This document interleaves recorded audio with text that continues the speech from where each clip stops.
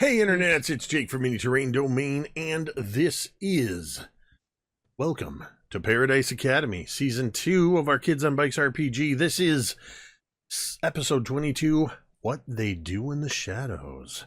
And we are back after a couple weeks off.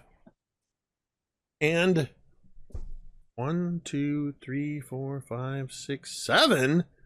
We've got an extra kid here. Hey everybody, we have our first guest player joining us. So-and-so. I mean, technically M was our first guest player and then just decided to stay.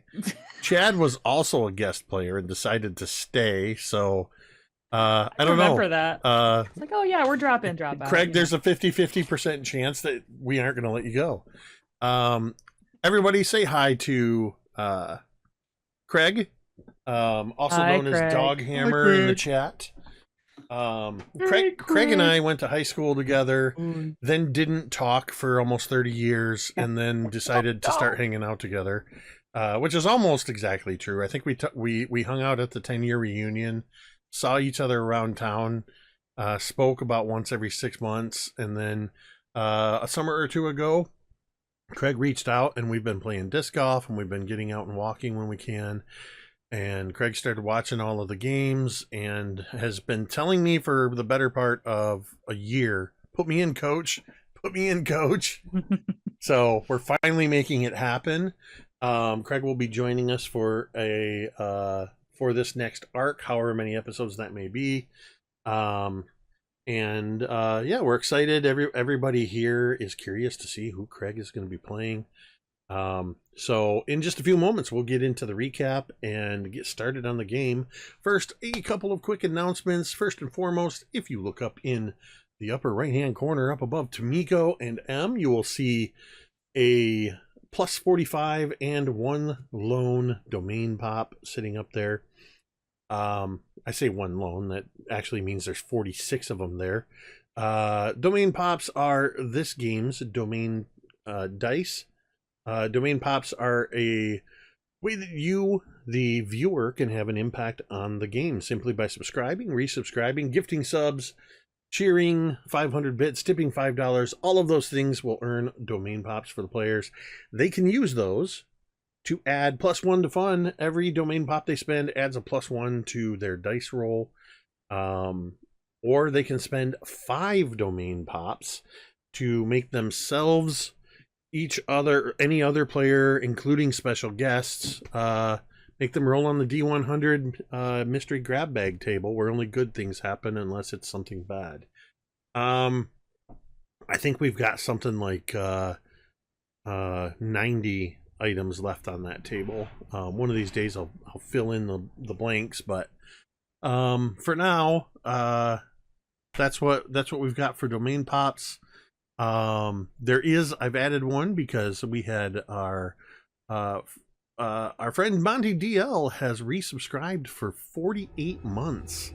That's 4 years worth of subscription. So thank you, Monty DL. Chad getting in there with the sort of meta subscription to give yourself a domain pop. That counts. Also, Tomiko or somebody, I don't know if you dropped it already, but we have, thanks to Tomiko, we have bingo cards. They're just, you don't win anything other than just the fun of getting a bingo. But they're fun little things to look for during our games. This game is one of 3 that are currently taking place on the channel on Monday nights. We're kind of stop and go right now. We're trying to figure out a way to do some pre-recording for the last couple of episodes. But we have a week or two ago, we had our 101st episode of Scribes and Scrolls, and we have maybe 3 or 4 episodes left. And that campaign will be put to bed. After will end up being, I think, about 3.5 years almost. When we end that one. But fear not, within a couple months of that ending, there will be a new Pathfinder 2e campaign starting in the same time slot. We also have every other Tuesday, which means this coming Tuesday will be the next session of... Wait, is that right? Did we play this last week? I don't remember. Either next week, I don't know, sometime in the next 2 weeks, we'll be playing Sky Metal Iron Gods. We just finished up the first chapter with 19 parts. We leveled up, and the whole world has just opened up to us. We're excited to see where we're going to go next in Vi's amazing campaign. That is a D&D 5e game. And then, of course, this happens every Thursday at 8:30 p.m. Eastern. This is the second season, the 22nd, which makes it the 53rd, I think, overall episode of Kids on Bikes. We're just going to put it in high gear, keep pedaling forward with no signs of stopping anytime soon. A reminder about just some of the content. This is a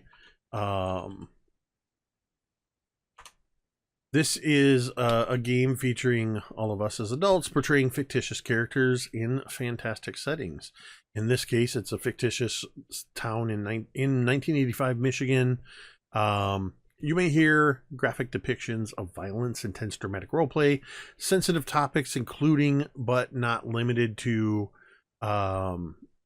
divorce, bullying, alcohol and substance use and abuse, and many more things. If this is something that does not appeal to you, we encourage you to take care of yourself and leave the stream. Maybe come back later if you're in a better headspace, or if that's just not something that's for you, that's fine. Nobody will think less of you if you leave. But please do know that we have safety tools in place. All of the players have participated in session zeros, and specific lines and veils have been established. We have a traffic light system that we use, meaning that the players can call a red light, green light, or yellow light. We all know what those mean. That's the system that we use. We've also established our lines and veils. We encourage you to use session zeros and safety tools at your own tables. You can check out the TTRPG Safety Toolkit at bit.ly/TTRPG Safety Toolkit, all one word. Please do check that out. Finally, mental health is something that is super important to us here at MTD, so we always want to do a quick check-in and just remind you that you matter. Your presence on this earth makes a difference. Whether you believe it or not, it is true. There's any number of reasons why you might be struggling, or maybe you're feeling out of place. Maybe you know somebody who's struggling, or maybe you just need somebody to talk to. Whatever the case may be, we want it to be as easy as possible for you to find the help that you need. Simply type !help in the chat, or you can check the very bottom of the stream here. It pops up from time to time down there. Doing so will bring up a couple of URLs, findahelpline.com, or you can check out the growing list of resources at takethis.org. We encourage you to check out those sites, bookmark them, save them for yourself, save them for a friend, and remember, you matter. With that, I would like to welcome you all to Paradise, Michigan, to Paradise Academy, and to whatever's about to happen at this party. In our most recent iteration, or I guess iteration's a bad word to use, or a loaded word to use in this particular group. In our most recent session, having returned from a brief diversion to 1975 on the ill-fated Edmund Fitzgerald, narrowly escaping, and then winding up 100 years in the past in 1885, you all managed to make your way back to 1985. You realized that it was only about 15 minutes, half hour or so after you had left in the first place, and you still needed to go, well, nobody needed to go except maybe Billy, to the Stapler house where the Staplers, Billy's family, is hosting a party to welcome the Van Houtens, a family of vampires, into Paradise, Michigan. There will be numerous guests at this party. of whom you can only guess at. Perhaps you'll find out who some of them are tonight. But in your efforts to get to Stapler House as you went to your various places to get ready, I believe Rosie and Laz went separately, loaded with a backpack full of toilet paper, if I'm not mistaken. Correct. Just they want to make sure that the party's, they're set for a large number of guests, is I'm sure what they're doing. Meanwhile, the others grabbed a ride in the Stapler vehicle, though Carson is noticeably not the driver. A completely different man is the driver in a different vehicle, in fact, but nonetheless taking you to your home, Billy. As you all are driving towards and actually up the road, I asked you all to make, I believe it was grit checks, and our friend Oak, on a simple D6 grit check, rolled a 29, exploding 4 times, having 4 lucky breaks, which basically caused Oak to glow like... Oh, shit, yeah. literally emanating this golden glow that's very similar to the TARDIS energy, or energy of a Time Lord when they undergo their transformations. Regeneration, that's the word I was looking for. At the same time, noticing that the Stapler utility pickup truck, the very one that Carson had taught Billy how to drive in the back of the property, was barreling on a collision course from the side field. As it hit the berm, the light from Oak's glow is illuminating the inside of this vehicle, where we see a very haggard and bedraggled looking Carson at the wheel. As the car goes airborne over the berm and enters into this light, at the same time the light seems to have reached where Rosie and Laz are. Rosie and Laz become frozen in time. They don't know it, but they are stuck in the edges of this little time bubble. The pickup truck ramps up into the air and comes to a stop. In this moment, Oak, as you have involuntarily created a time stasis bubble, I need to know, what do you want to do with this? This is going, whatever roles are involved, potentially this is going to be considered a snap decision. Actually, you know what? I guess it wouldn't be, because you're frozen and you've literally stopped time. So I guess you don't have to make a snap decision. You've got literally all the time in the world to figure out what you want to do. Time in the world. So we're still, like, our vehicle is not, Carson's vehicle is midair. We're still in the space. You're on the pathway, but everybody and everything has stopped. All of you in the car are alert and aware. Honestly, I legitimately don't know what Oak wants to do in this moment. I don't think he realized I don't even think he realizes what he's manifesting in this moment. I think he's just like, it's this weird thing where everything stops around him, and he's more concerned about what it's doing to his body rather than what it's doing to the outside. Like, what about our bodies, man? What's happening to me right now? What is happening? I think for him, he's gonna, if the glowing stops, I don't know if the glowing stops, but if not yet. Not yet. Okay. So as he's glowing, he's gonna look around the space, and obviously, like, look and see that car coming in. And I guess for me, to make sure that we're safe in the vehicle, I am like Quicksilver, I would like to, like, reach my hand over through the center window or the central console of this, and, like, move the driver's hand across to get him to not be hit by Carson's truck that's coming in midair.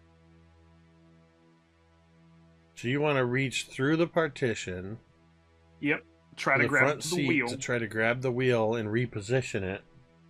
so that he doesn't ultimately get hit by the truck. That's easy enough to do. No Okay. rolls required. Okay. Um, That's the only thing I can think of in the moment that he would want to do. so I will elaborate a little bit. Yep. You have potentially,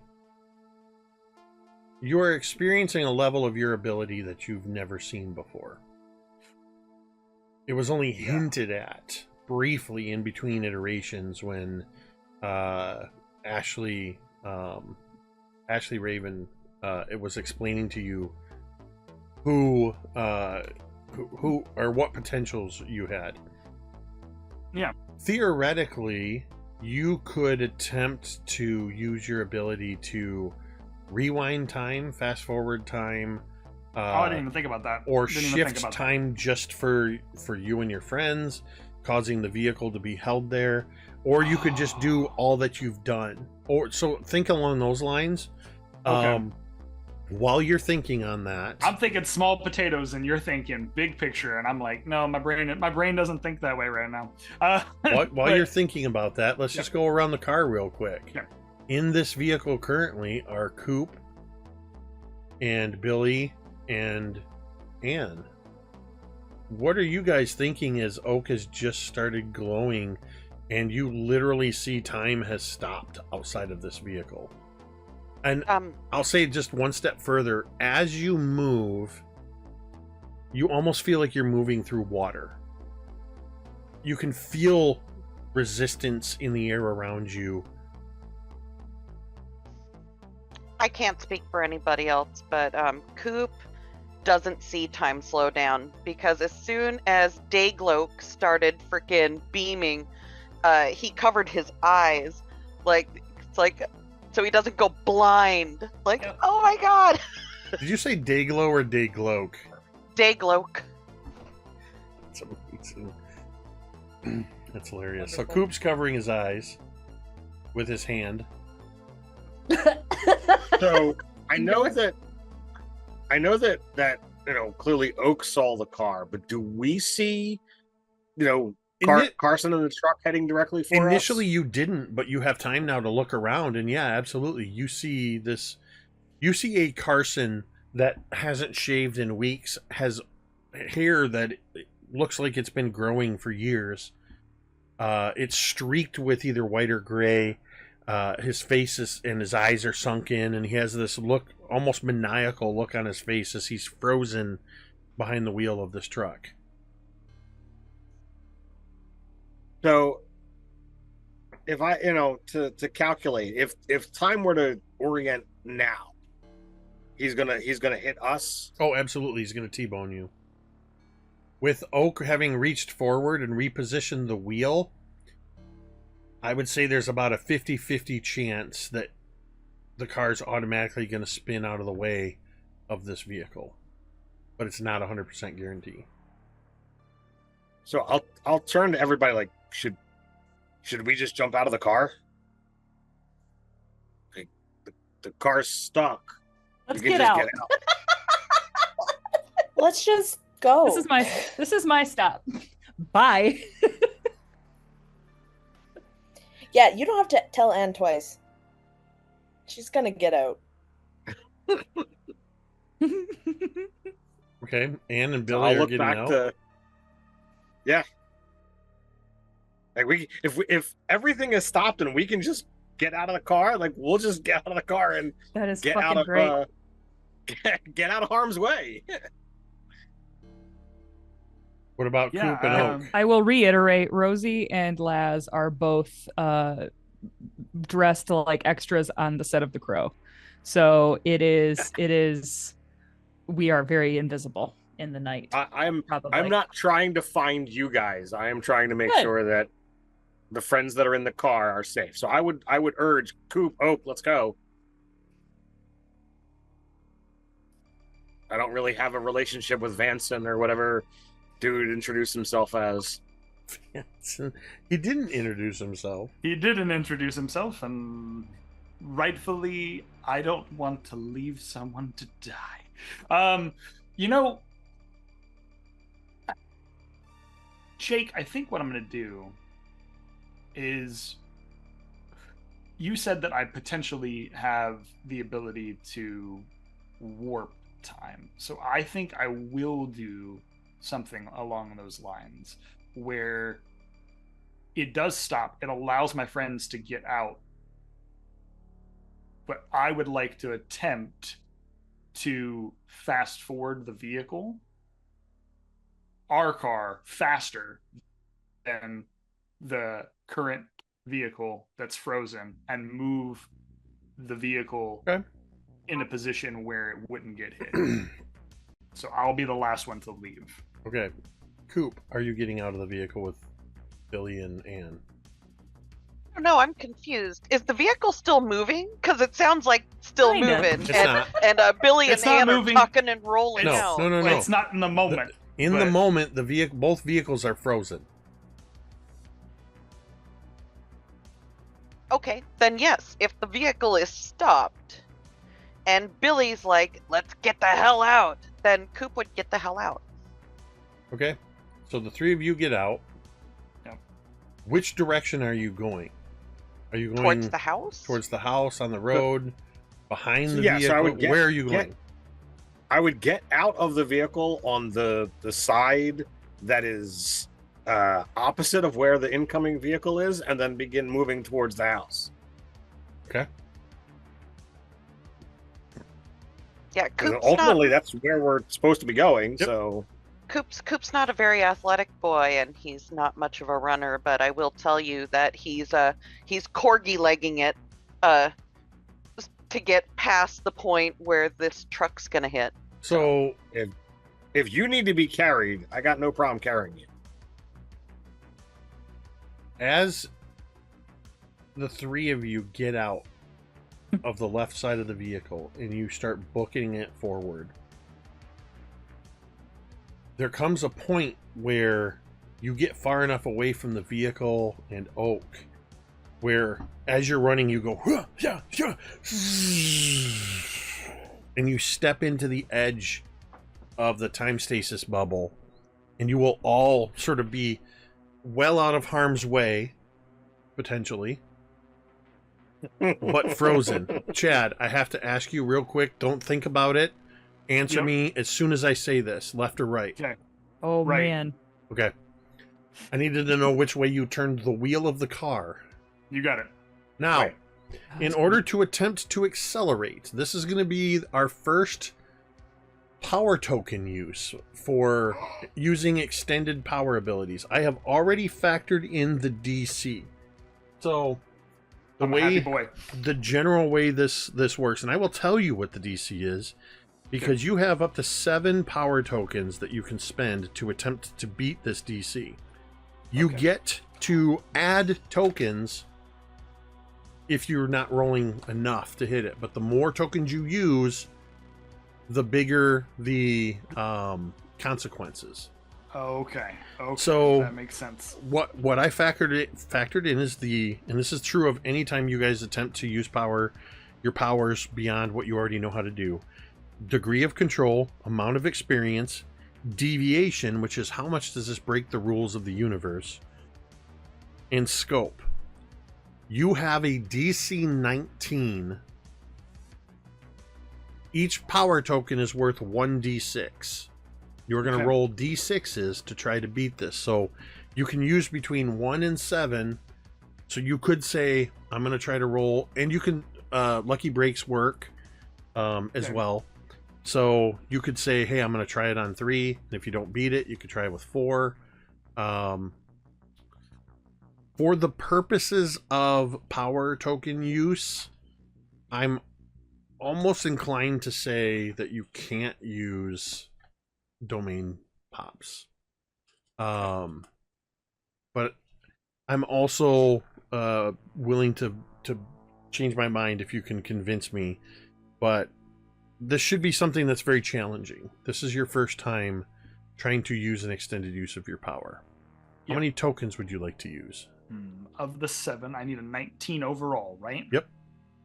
And if they explode, that does not count toward the additional ones that I'm rolling. Yeah, so right? if you rolled 3 tokens and you explode on one of them, it doesn't count as a 4th token. It's just, it adds to your total.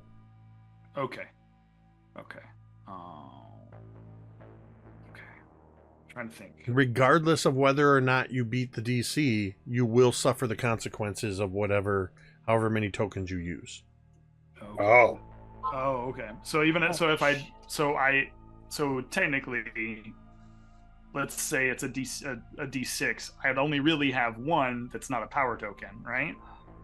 You'd be rolling one naturally, and No, then what do you mean? or No, one. oh, you just get to choose how many power tokens you want to go. Okay. Oh, jeez. The 7 that you said he has, is that just Oak, or is that collectively Everybody. to the whole group? All powers Everybody. you can expend up to 7 power tokens. The same power token rules apply to everybody. Ooh, okay. And- Well, in order to 7 beat for the And entire it's group? not a Okay. it's not a perishable resource, I guess. It's there's no recharge on them. Anytime you attempt to do anytime you use the Yeah. the power, you have up to 7 that you can use. Okay. Oh, it's I just got what it. the Okay. mechanic is. Okay. The power tokens represent the risk involved in Got it.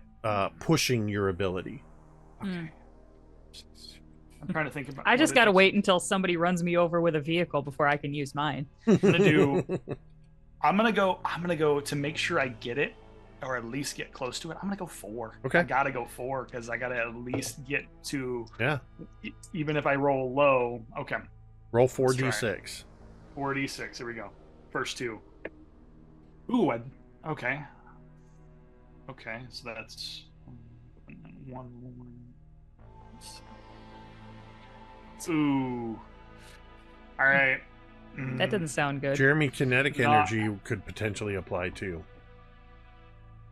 Not quite enough. I got a 17 to beat over. You can spend another 17 power under token. 19. I think I will. I only need to roll a 2. So let me try. Let's go to 5. Okay. Oh, right there. Right at 19 now. So you rolled a Oh, 2. Okay. I rolled a 2. Okay, so you I hit was the like DC. breathing heavy. Yeah. So that means you are going to succeed in accelerating the vehicle. So you succeed in pushing the vehicle ahead of where Carson's truck is. So there will not be a truck-to-car collision. However, at a moderate speed, you have suddenly caused the wheel to be jerked hard to the right. I will allow for the fact that on the approach to the Stapler's house, your driver was not driving at like 60 miles an hour. He was probably doing We're like gonna go 25. party! Woo! So what that means is those of you that got out and ran forward, you're safe from getting hit from the car. Rosie and Laz, you're safe from getting hit from the car. However, the 3 of you that left the vehicle, you had a 25 mile per hour inertia applied to your bodies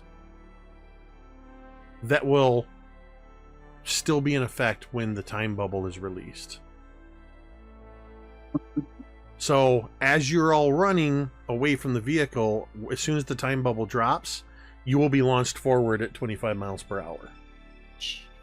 Which means I would like all 3 of you to go ahead and make grit checks as we sort of set this scene here.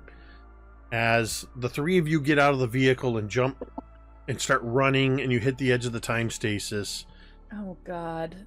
there's Oh, a bright buddies. flare of this light that unfortunately nobody but Oak sees because everybody got stuck in the time stasis. As the light flares, the vehicle suddenly lurches forward about 50 feet, pulled hard to the right. The driver's fighting for sudden control, trying to understand what happened.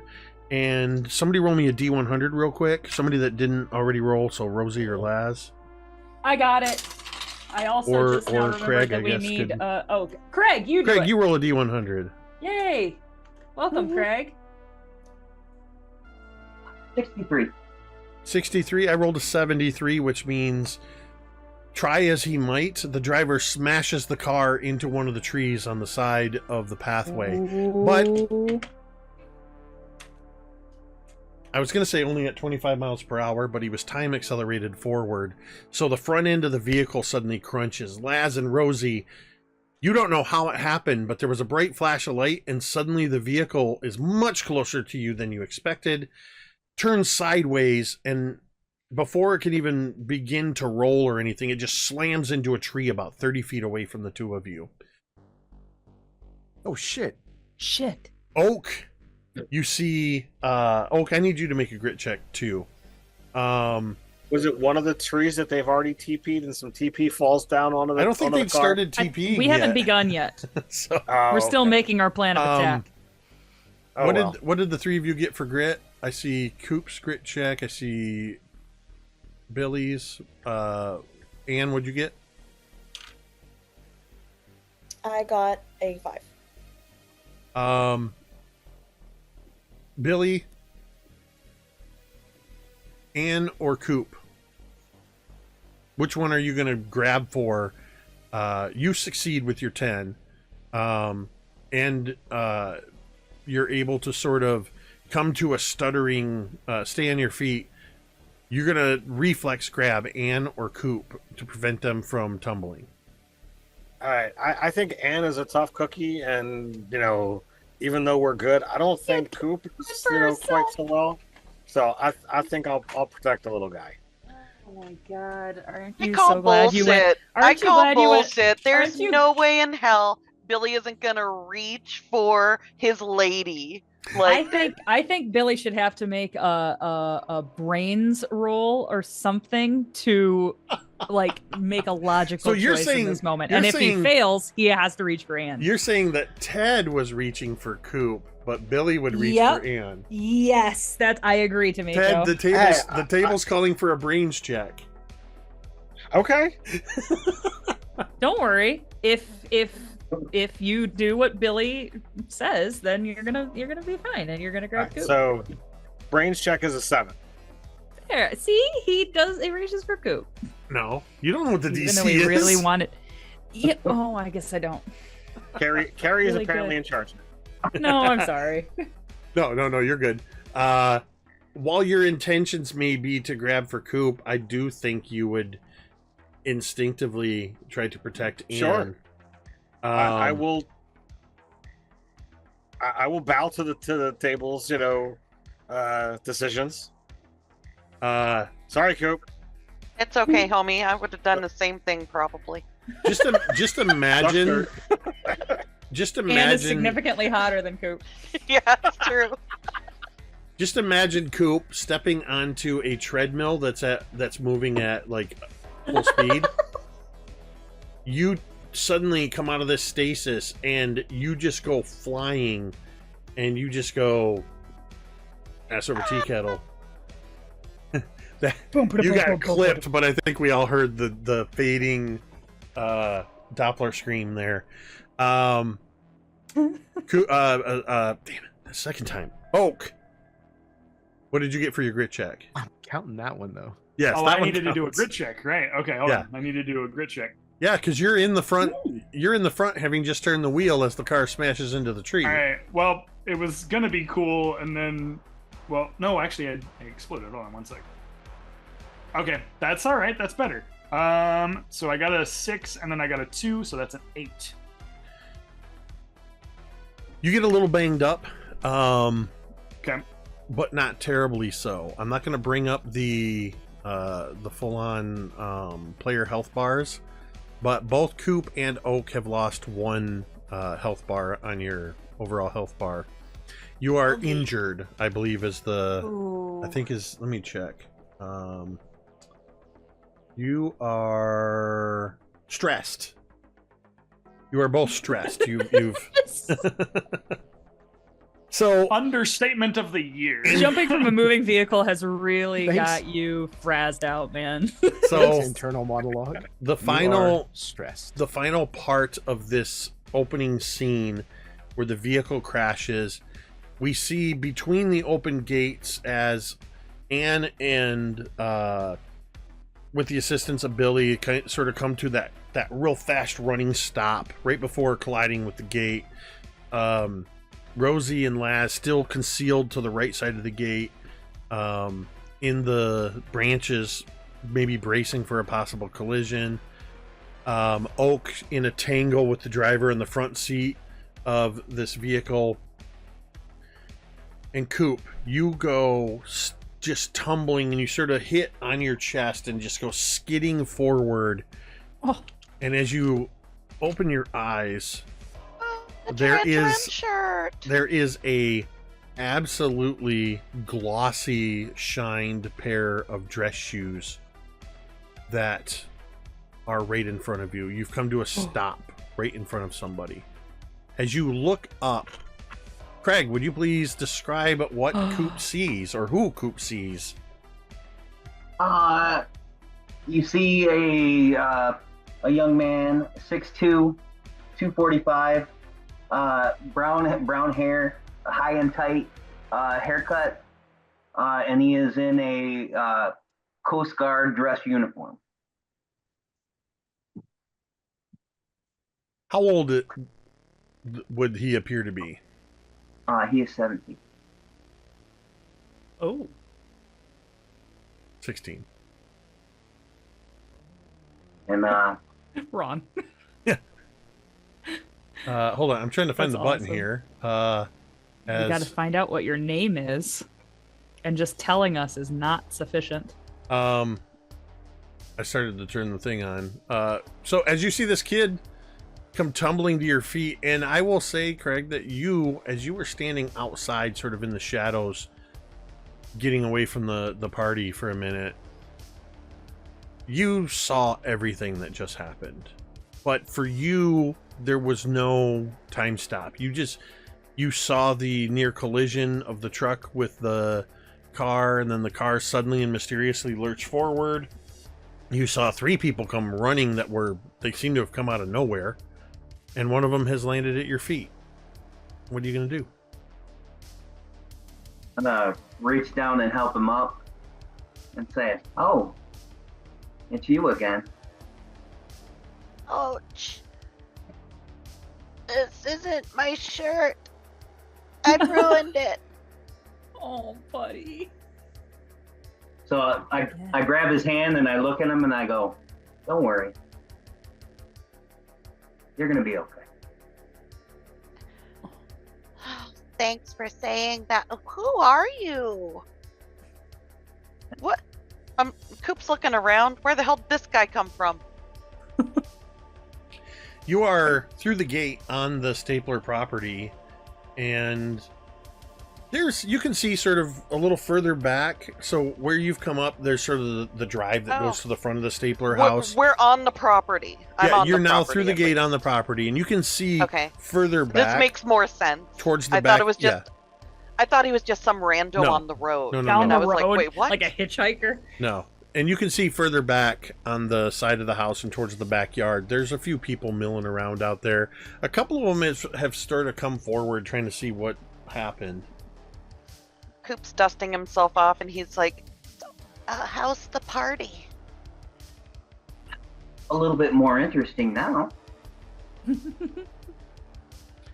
But don't worry though, this isn't the first time we've met. I don't know you. I don't know you. This is my purse. This is my purse. I don't know you. What's- Bro, incredible. So are you doing okay?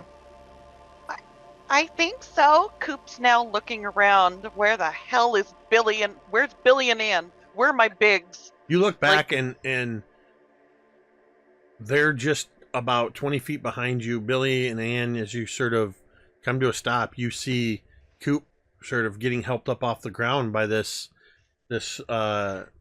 tall teenager in a Coast Guard uniform.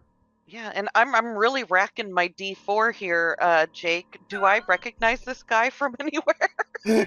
I'm really racking my D4. I love that.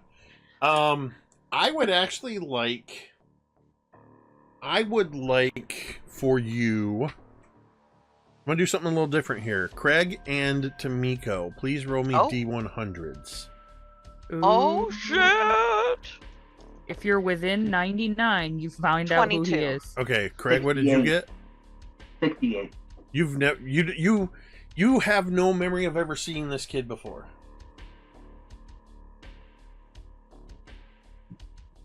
I don't know. I don't remember meeting you. I'm Kenny Cooper. Oh, I know who you are. Is he shaking my hand or is he Well, being a douche? I will. Shake hands. So I would say by this point in time, Billy and Ann have kind of walked up, and I'm trying to, make sure the Koopa's okay and kind of get a bead on who this, Coast Guard person is. I would like go ahead, Billy and Ann, and I'll just go ahead and say Rosie and Laz if you guys are popping out of the bushes at all. You all can roll D100s. Okay, I'm gonna be clear. I don't want to go over to them, but I am peeking. Yeah. I am peeking. I already anticipated D100. that. I know you, Carrie. Okay. But yeah, I know. I don't need to tell you these things. I'll just sit here and let you play, Rosie. It's perfect.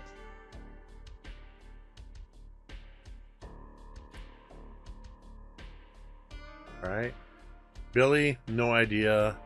Nope. And just Ann, what'd you get?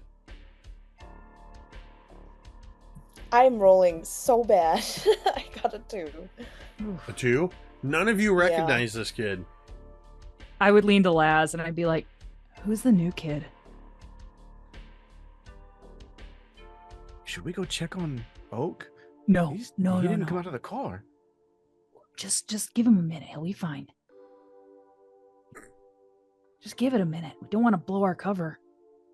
He'll be fine. He'll crawl out any second. So I, as he's shaking Coop's hand, hi, I'm Billy. Who are you? I'm TJ. How you doing? AJ? TJ. Like peanut butter and TJ. jelly There he is. No. TJ. without the B. What is Oh. he? Like the cool kid on Recess. Actually, Like TJ Hooker. I look at Coop and I say, do me a favor. I gotta run inside real quick. Come find me in a little bit. I have a question for you. Okay. I said, look over at Billy and I say, nice to meet you, Mr. Billy. I'll be back. I have to go check on someone. And then I walk inside. As he disappears back into the house, Billy, you're home. Yeah. Coop, do you know who that was? I have no idea who that was. Did I sleep through an iteration? Was there a third one? I don't believe so, but I never seen him before in my life. did he say for you to come find him? Yeah. Did he seem like a vampire to you? He didn't seem very vampire-y to me. No, I don't know. I don't know what this guy's deal is. I don't know. Maybe. You said there's other people mingling around outside as well? There's a handful towards the back of the property and where the gazebo is. There's a handful of adults that are mingling around out there. You saw TJ enter on looking at the house, it'd be on the right side of the house. He went back in past the deck into the stairway, the doorway that leads into the basement. Which you would know in your house, you have like a full-on rec room down in the basement. Right. That's where I and the twins kind of hung out while the rentals talked. I'll look towards the car. Does driver or Oak seem to be getting out? I would say by now, the driver is absolutely getting out and has helped Oak, who probably has a couple bruises, maybe has like a cut on the forehead and is lightly bleeding. And you can hear the driver just saying to you, Oak, as he kind of looks over the car. He kind of looks back to where the truck was, and there's no sign of the pickup truck or Carson. And he just looks at you and Oak, and he says, "Just go back with your friends. I'm gonna have to deal with this, and yeah, I'm not looking forward to that." Shit, you're gonna have to call the freaking insurance company. I'm gonna have to tell Mrs. Stapler what I did. And basically you see as he sort of... Go ahead. I'm sorry, I was just trying to protect people. I didn't mean to do any of that. Are you okay? This wasn't your fault, kid. Something came out of nowhere. Just defensive driving kicked in, I guess, and y'all seem to be okay. I don't know how they got out of the car so fast, but they look all right. Yeah, well, I'm just glad to know you're okay. I'm sorry, sir. I'm gonna go catch up with my friends now. And as he kind of like wipes the blood off of like whatever cut on his forehead he has, he's just gonna like look at his hands for a moment, and then I think as he's passing the car, he's gonna look into the driver's side mirror on the side just to like see if, because in his eyes he just went full Doctor Who, so in his eyes the regeneration energy happened, so maybe he looks different, and he's like, I gotta see if I changed, if my face is different, something's You're weird. devastatingly handsome now. At this point, you're outside of the car, so I'd say it'd be like the driver's side mirror. Yeah, the little side mirror. But yeah, as you sort of lean down and turn it, you look like yourself. A sigh of relief that the tropes he's seen in like Quantum Leap and all these games, like, oh, I'm still me. Okay, cool. And then he keeps going forward, and he'll try to meet up with his friends. As you turn away to go towards your friends, for just a fleeting moment, we, the audience, see Jessica as she reaches forward and puts her hand on the inside of the mirror and mouths the word Oak, but no sound comes out.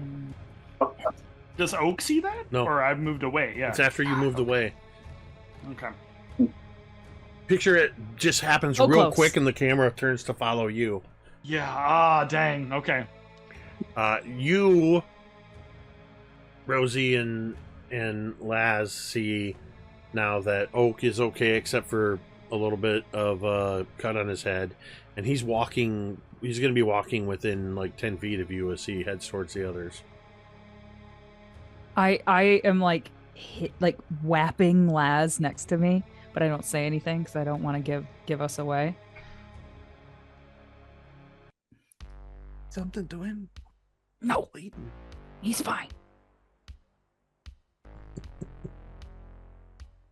I'm sure he'll find a Band-Aid somewhere. It's not a crisis.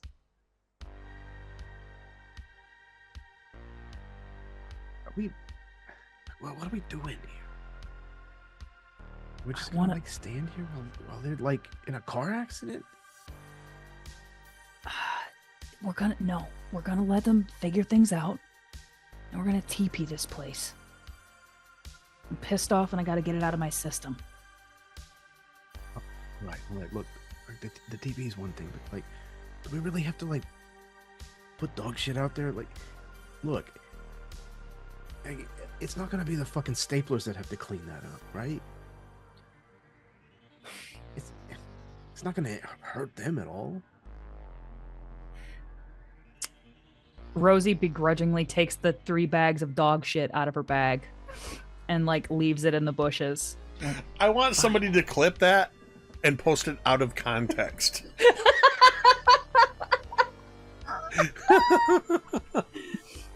Fine. Remove dog shit from inventory. We'll leave it here, and this shrub will grow like it's never grown before. Are you happy? Well, I mean, yeah. Well, yeah. We can still TP the shit out of this place. So Good. That's fine. Thank you. And then Rosie would go shh, and like I imagine that is right when Oak like comes by close.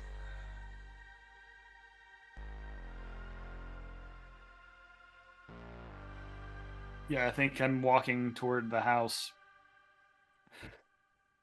And I'm just like, I'm confused and I'm devastated and I got a whole lot of feelings.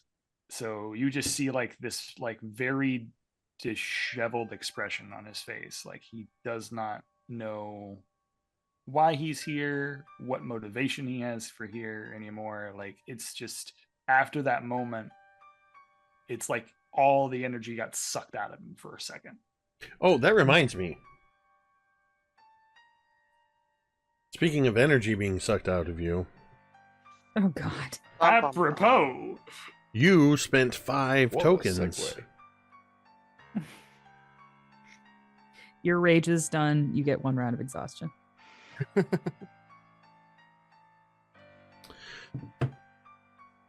Oak, as you are walking towards your friends, you know you hit your head and you're bleeding a little bit, but you feel like you might almost like you might have a concussion. You're finding it hard to concentrate on any one thing in particular, and as you move, everything has like tracers to it. The light seems just a little too bright. Everything seems to almost have these tracers behind it. And as Oak approaches Billy, Ann, and Coop, you see Oak's blinking is just a little too long. They're very slow blinks. And as he looks at you all, his nose just begins to bleed. Oh, Beans. Oak, are you okay? You're bleeding from like 3 different places. Well, I thought it was. Look, I'll be fine. I need to clean up. Oh, man. Oh, We need Claire and her nosebleed stoppers. yeah, They're called tampons. we should have. We should have invited her. I mean, maybe. I feel bad. She come with us. Ow. I think she had enough weirdness for one night. Going to a party of werewolves and vampires might have been too much for her fragileness. We had a little bit more time to sink into all the weirdness going on. You doing all right, man? Honestly, no. I mean, I'm dealing with a lot of shit right now, man. Fuck, sorry, I didn't think we'd be coming to this party and I'd be feeling like this. And I got a lot of things on my oh, God. Is it dark in your house? Is it dark in your house? I imagine there's places that will be dark, but I mean, if you need darkness, being outside would probably be better. Well, I'm just saying, either I blinded myself or this hurts, man. This hurts. And I need to get to a place where I feel more comfortable. Oh. let's get you a place to sit down and cool compress and something for your eyes.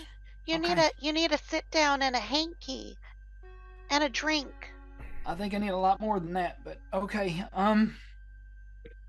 Yeah. Let's do that.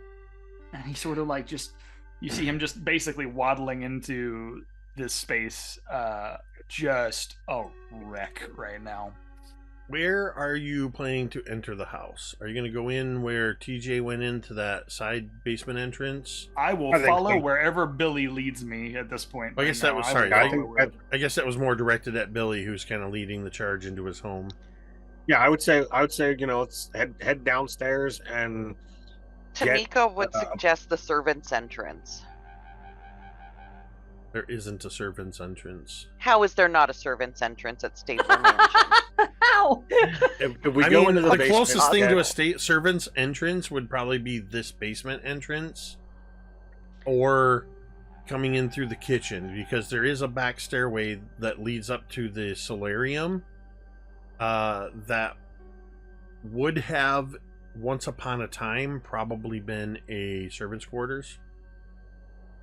The solarium is the last room you were all in the house in the last iteration. So if we go into the basement, I know there's chairs and whatnot down there, as and there'll probably be less of the adults, so I can get Oak comfortable before I have to go do any of the nonsense upstairs. Okay, so Billy's leading the charge into the basement of Stapler House. Anne, Oak, Coop, all following. What about Rosie and Laz? Are you staying outside, or are you going to catch up to the gang? I want to wait until they go in and then spring the plan. Okay.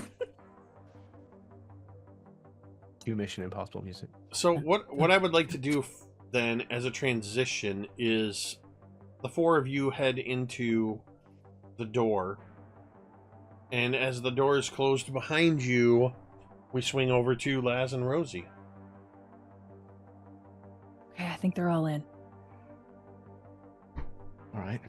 Well, look, there's going to be people coming out to check this car wreck, so maybe like we should start on like the other side of the house. The other side, yeah, for sure. All right, for sure. And Rosie would like hand Laz like 3 rolls, and just be like, "I've got like 20, so just help yourself if you need any more." And start quietly running to the other side of the house. So you're gonna go around the front to the other side of the house? Wherever opposite of this car wreck is. Yeah. So, car wreck is outside the gate. Okay. You were just outside the gate, and then you move inside the gate. You're at the front of the house, sort of to the right-hand side where everybody went in. So you'd have to run across the front, which would give you a view into... So right there in the corner of the house is where that sort of octagonal tower that goes all the way up to the 3rd floor is.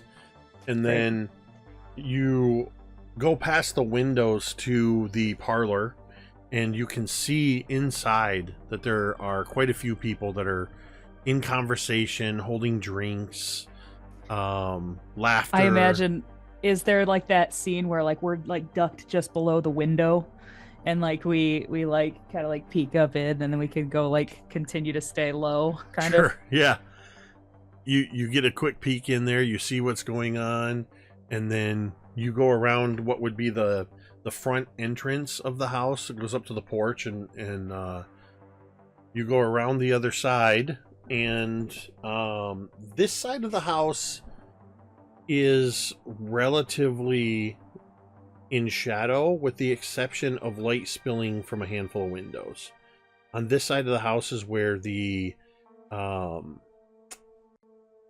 dining room is, and then the kitchen, and that's primarily where light is spilling from those windows. You can hear from outside that din of conversation, glasses clinking, dishes. Laughter. You hear somebody somewhere is playing a piano softly. There's a lot of people here. Probably, I would say there's probably somewhere in the neighborhood of 30 to 50 people at this party. Cool. I think at some point Laz like goes to like throw this over a branch and kind of sees that like Rosie's not that far, but like on the other side of it, and he goes, "Hey!" And he like pitches this up and over, almost like he cocked his arm back and he goes, "Go long!" And he throws like this roll kind of up and over the branch. Rosie catches it, no problem. This is like her area of expertise. And then she gives him just like a thumbs up, and then she would kind of like run it like a quarter way around the tree so it would like stick, and then she chucks it hard up and over as well. And she would not point this out to Laz because she cares about Laz, but her toilet paper went higher when she threw it. But she's inwardly proud of herself, and I imagine they just kind of go about doing that way with that tree and many more, and bushes, and just wherever the hell they can think to vandalize. As you stay on this side of the house at first, as you get towards the back of the house, you see there's a lot of activity back there. There's easily a dozen people that are mingling out back. You can smell pipe and cigar smoke and cigarette smoke. As you move towards that and are sort of peering around, you hear from over your shoulder, Laz. Huh. Kind of clever, but if not a little juvenile. Fuck. He like whirls around. You turn around and you see from the shadow between two windows where there's light, you just see the sudden glow of a cigarette. Oh shit! And then you see the smoke exhaled. You don't see that the glow is illuminating anyone's face. And the voice you heard sounded like a girl's voice, a teenage girl's voice. There's another inhale, and you hear footsteps as she's coming closer to you. And then you see the cigarette. You see the cigarette before you say anything. You see the cigarette floating in the air, and then you see the cherry lights up, and then an exhale of smoke from the empty space in front of you.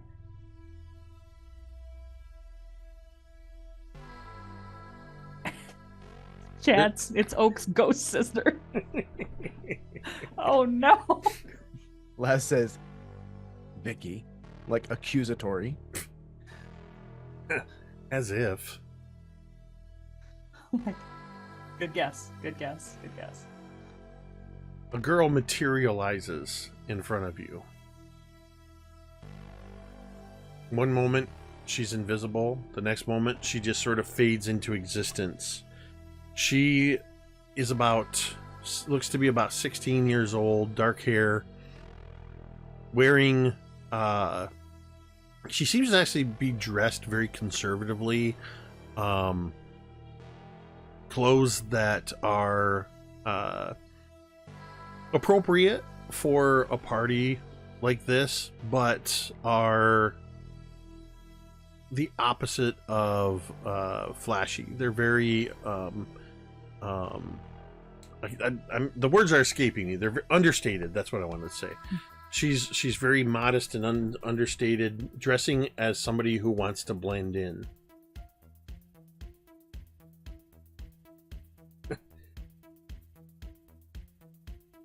Guess I shouldn't be surprised that some of the local teenagers want to vandalize the Stapler home. Jealous that you weren't invited?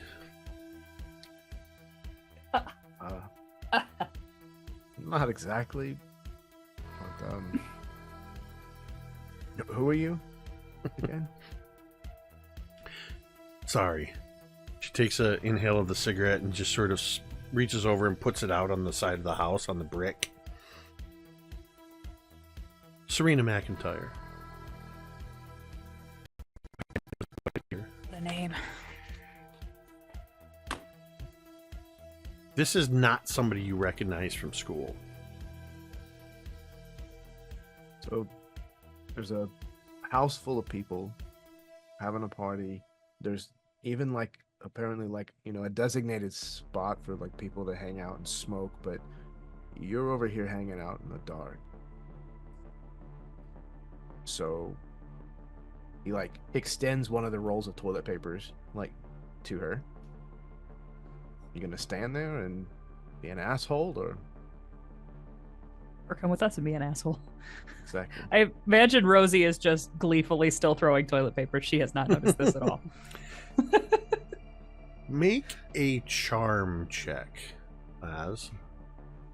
Let's see. Whoa.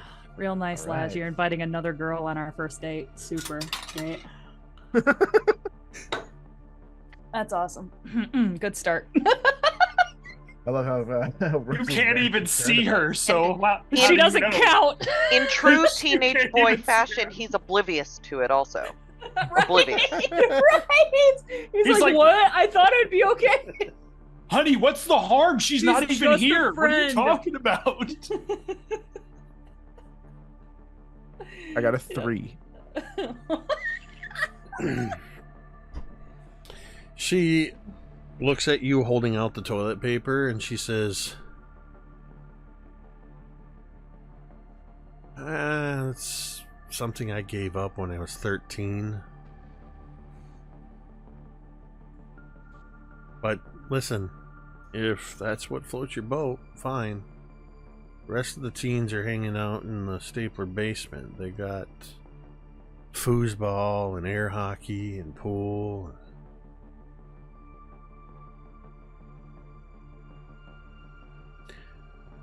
Whenever you're done decorating the place, come on in.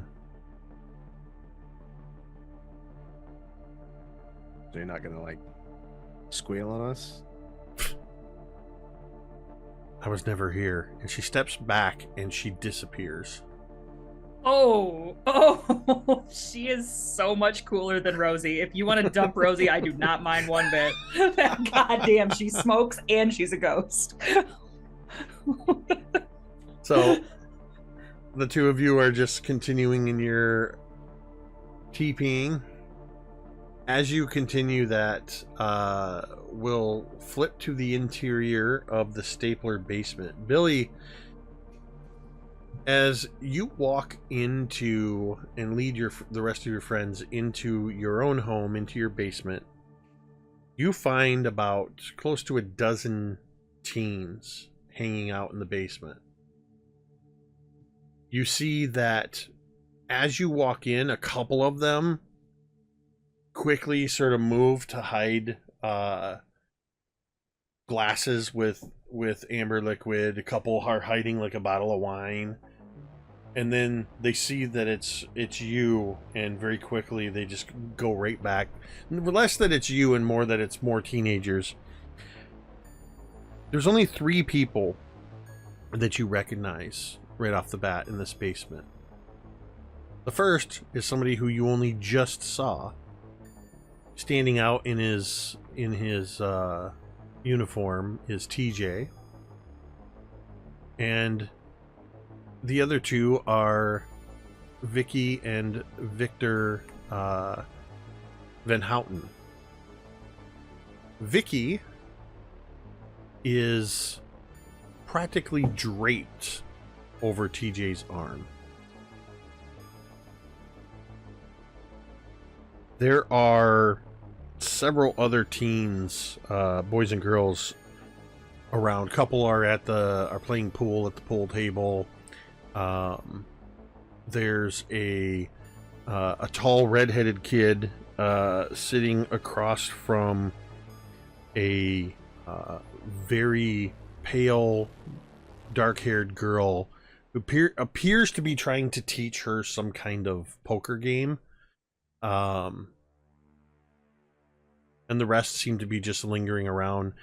There's at least 3 other people that are sort of in the far side of the basement that are kind of huddled around one of the tables, kind of whispering quietly to one another.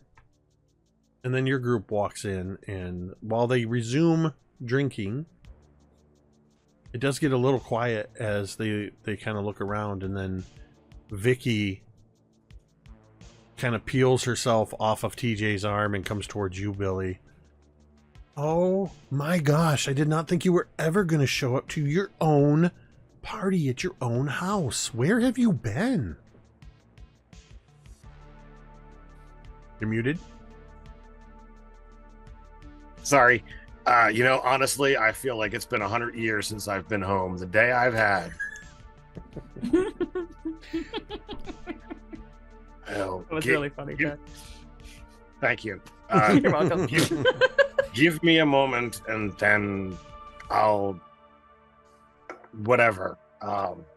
Excuse me. And I take Oak to the chair in the back, and whoever is in the comfy chair in the back, because I'm certain somebody is there, I'm just going to give them a death stare, and if they don't move, I will get angry. Ooh, God. What an alpha move, bro. You're like, nope. I would say that... Who's in the This is comfy my chair? house. Yes. So you go back to where the comfy chair is, which is near that table where the 3 people are huddled around. And one of them, all 3 of them are girls that look like they're around 15 or 16. They all look like they're related. And Okay. one of them is sitting in the chair, one is sitting on the arm of the chair, and the other's leaning over the back of the chair. And they were sort of huddled over. They've got one of the dusty old tomes from the bookshelf that lines one wall of the basement here that they're poring over. It's some kind of history of Paradise. And they, as you walk up, they seem to be looking at stuff and just laughing, almost like they're reading a joke book. When you approach, they look at you, and all 3 of them just look up at you. So whatever's the one in the middle, I don't care about the one on the arms of the chair. I need the chair for Oak here. So I'll just move. You see, for a second she hesitates. Then you see her eyes flicker to over your shoulder, where Vicky has followed you. And as she flicks her eyes over towards Vicky, she gets up. And she just looks at the other 2 and she goes, whatever. And she just kind of tosses the book on the side table, and the 3 of them just kind of haughtily walk away. So I get Oak settled. I imagine if there's drinks down here, there is, probably ice for beverages. I know there's got to be, towels or something. So I will get him taken care of. While you're looking for supplies to deal with Oak, as soon as you set him down in the chair, Vicky leans over him and just goes, "Oh no, what happened?" And she reaches up and kind of brushes her thumb across your forehead. "Are you okay?" And then you see as she goes, licks the blood off of her thumb.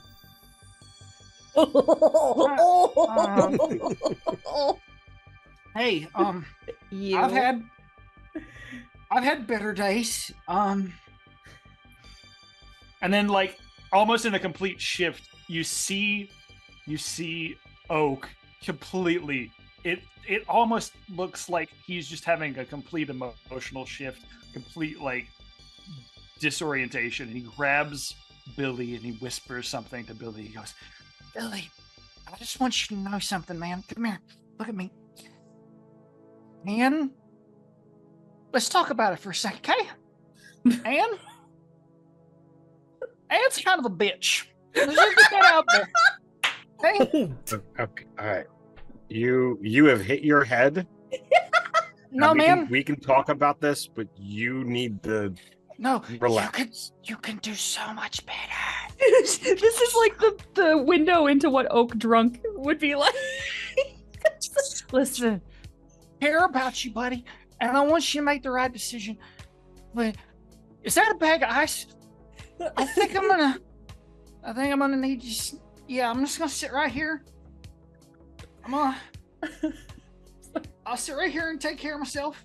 You go have a wonderful party. Billy, as this, I'm really disappointed. You could have totally slipped in there. You know, you have a pun farty. Damn it. I would have been. I could have. You're right. yeah, so excellent. While this is happening, Anne and Coop are sort of left where you've walked in, and Coop, you find yourself kind of off on the side. Once Billy went over with Oak and Vicky followed, you're kind of a few feet away from Anne. You're sort of over by where there's a table, and Looking for snacks. there's a few snacks and stuff laid out, and that's when you realize coming around the table is TJ.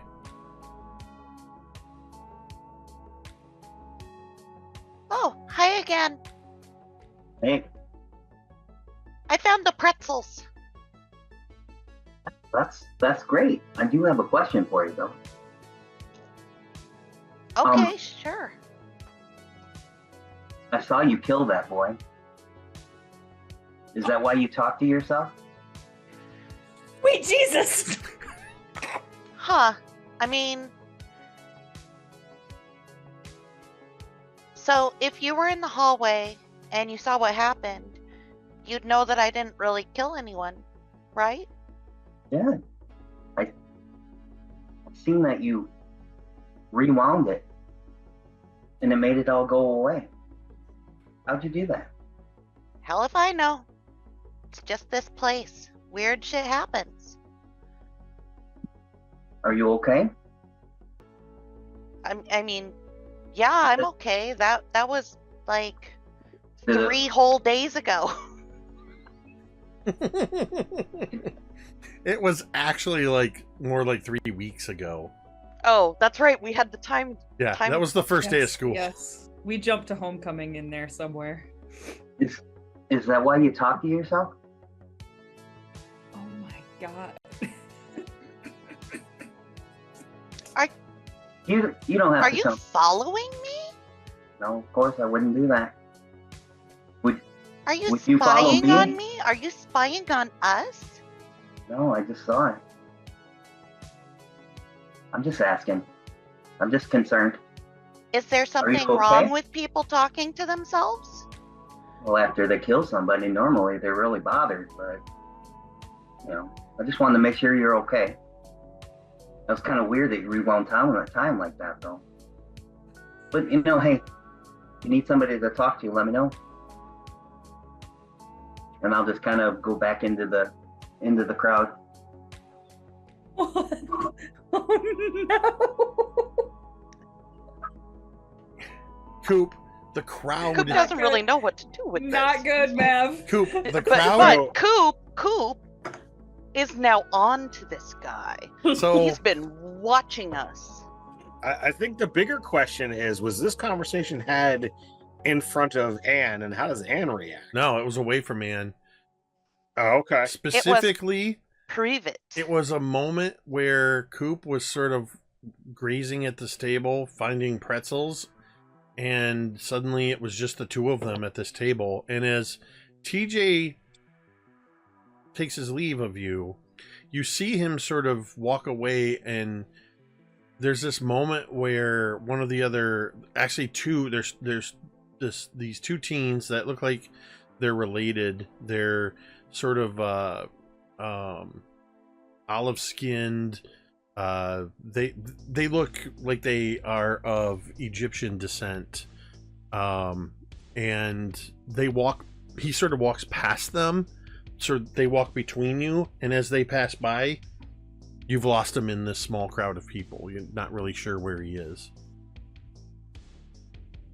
And as these you're left there for a moment, you see this handful of people that are standing around here, and as everybody else is sort of doing their thing, Victor gets up from where he was sitting and he walks over to you and says,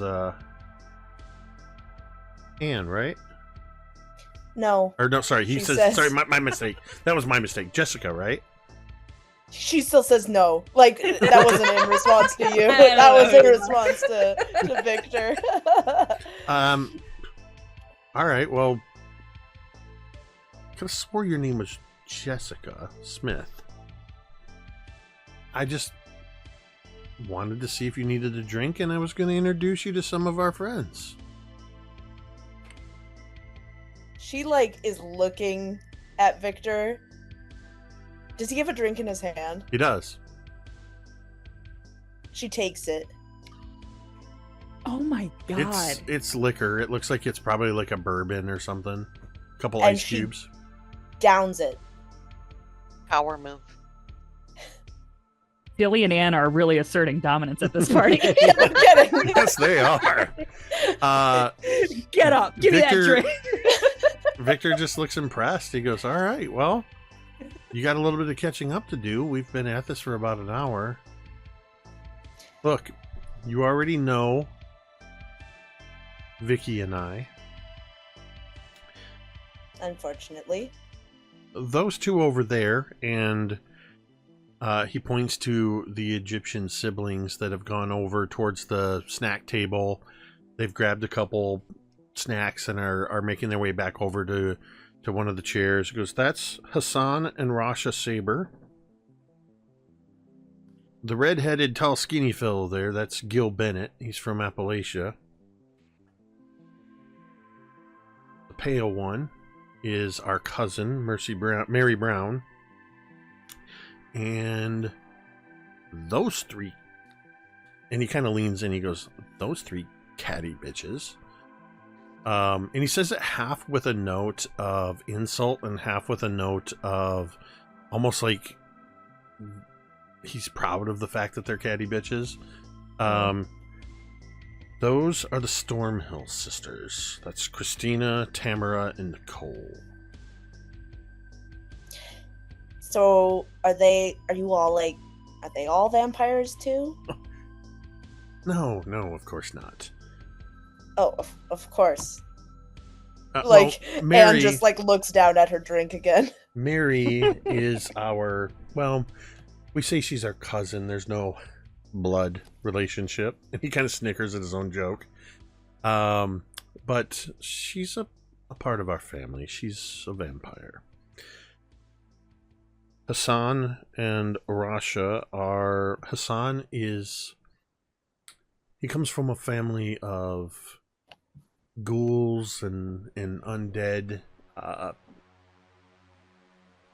His great grandfather was a pharaoh turned mummy, and Rasha is I guess appropriately would be to call her and the word is escaping my mind all of a sudden. I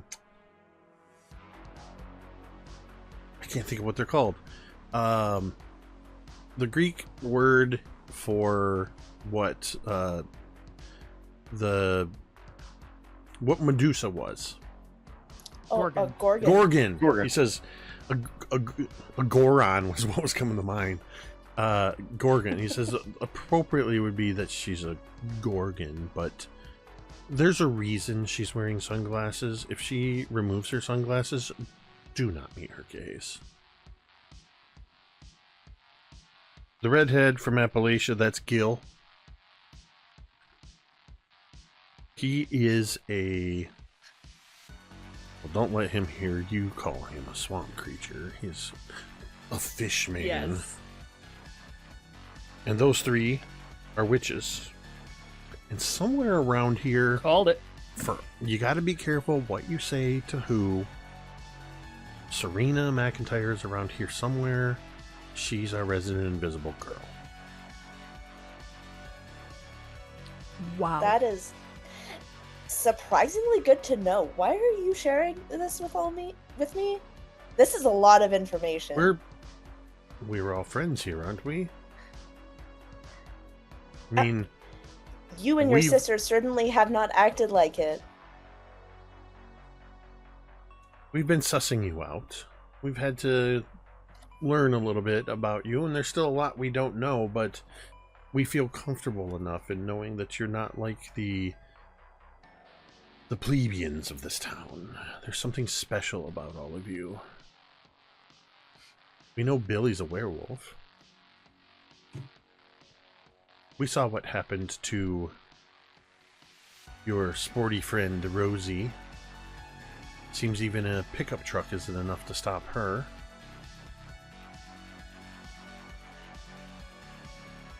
Not sure what's up with the two little kids you hang out with. Maybe you're babysitting. And that moody kid on the skateboard seems to be living out his best Christian Slater fantasies.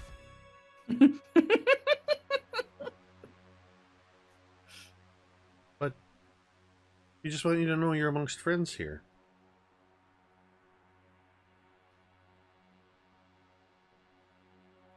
Is there another drink that Anne can grab from somewhere? There is a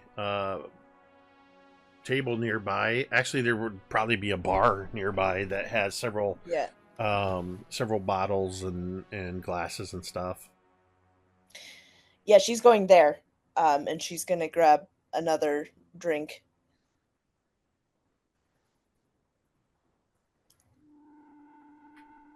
Okay, so like, what does Anne choose if she gets her choice of beverage? I need to know. Yeah, what drink does Anne make for herself? So I'm just realizing too that Anne has never drank before. This is true. Straight grenadine with vodka in it. I imagine it's gonna be something like she wants to show that she can take her alcohol. I think she just pours like straight vodka. It doesn't even realize that you have to like mix a drink and just takes a full shot. Oh. I was trying to think, was Everclear a thing in the 80s?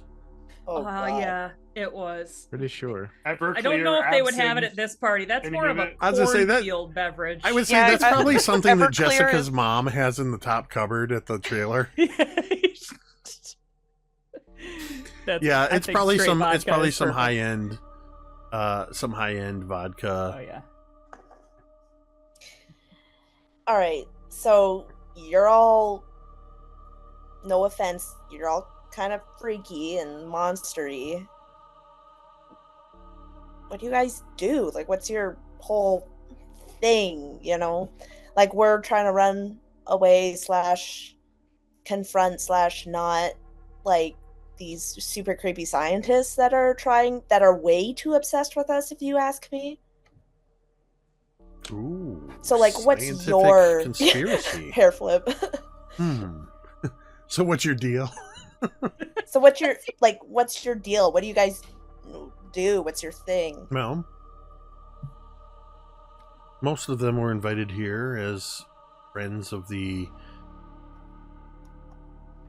sort of supernatural / cryptid societies.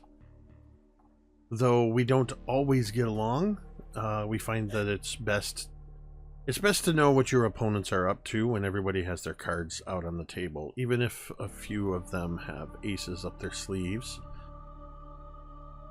We're from all over the country. There's rumor there's more all around the world, but our parents brought us here to Paradise get away from Grand Rapids. Apparently things were getting a little too risky back home. And we decided we'd try our hand in a quieter part of the state. Well, they decided that's what they wanted to do. Others were We're not invited too happy. as well. Has Billy not told you? Aren't the two of you like a thing?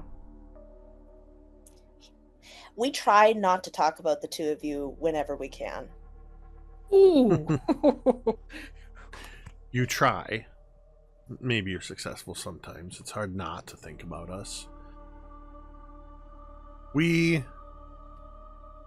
and I asked Billy to help us kill our parents. Correction. Vicky said to Laz. Oh, is that what it was? No I one's thought it was actually Billy. asked Billy yet. Okay, I got confused. I could have swore that it was Billy. No, No. it was Laz. I remember that. Vicky said something to Laz that she wants to ask me to kill her parents, but that conversation hasn't happened yet. No, Well- Because it's she a- was it's a weird pissed that- Okay, she let was me- pissed you that- know? Let me She was retcon. pissed that Billy said he wouldn't take her to the dance, and then so Yes. she went to Laz kind of That's for right. like, Let me your retcon friend's an that a bit. asshole. Vicky was supposed to ask Billy to help us kill our parents. I believe she told your skater boyfriend. Ew, Laz? Yeah, him. Where is he Ew. anyway? I Is don't he know. out Him gleaming and the cube somewhere? him and Rosie didn't want to come. Ah. The two of them have found something better to do. Yeah, why do you have to say it like that? That's weird. You have to work on your delivery.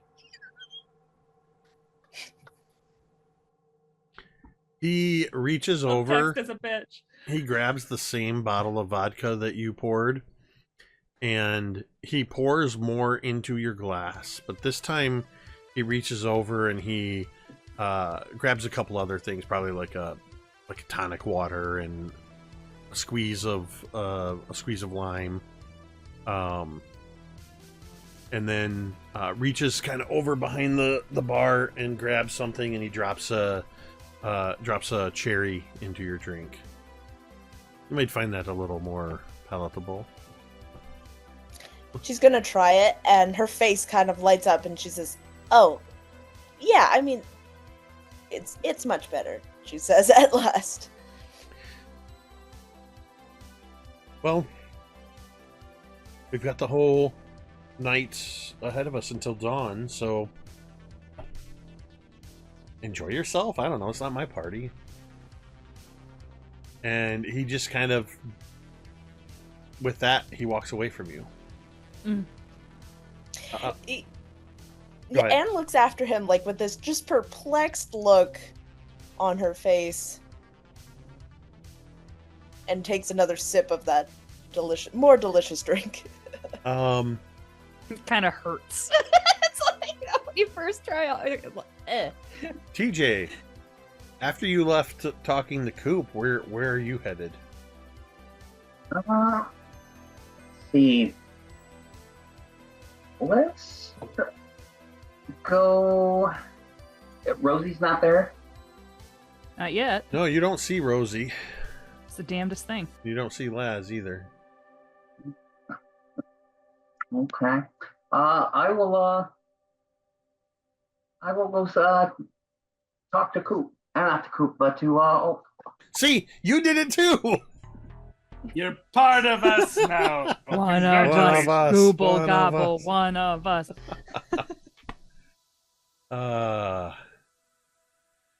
Magnificent. That makes me so happy. I imagine by this time, Oak has been bandaged. Probably has a little bit of tissue stuck up his nose to deal with the bloody nose. Billy, would you have stayed with Oak, or would you, once he's taken care of, would you have gone back into the party? So I imagine, and for my head canon at least, I have taken care of Oak. I look back across the room, and I see Victor mixing a drink for Anne, And as I walk over, that is when Victor leaves. All right, we'll come back to Billy and Sure. Ann in a moment. As TJ, you see Oak sort of sitting there in this comfortable chair. He seems a little bit out of it, but he's been bandaged up. Hey man, you all right? You see, like, Oak is sitting there. I think there's like the equivalent of what would be like Sunny D or like Capri Sun in like a glass with ice. Hey, yeah, I'm doing pretty good. This chair is super comfy. But like I want to be out there hanging out with everybody. But I got this, so What? I feel like I saved people today, so I'm gonna take that as a win, man. Well, tell me about it. What happened? Well, so we were driving to the party and everything was going great. And then I'm pretty sure my puberty kicked in. Yep, when I call that my puberty, I'm pretty sure that's what happened. And then everything just sort of stopped. And I saw that we were going to get into an accident, so I tried to do something about it. And then all of my friends got out. That was fine. But then I stayed in the car, and yeah.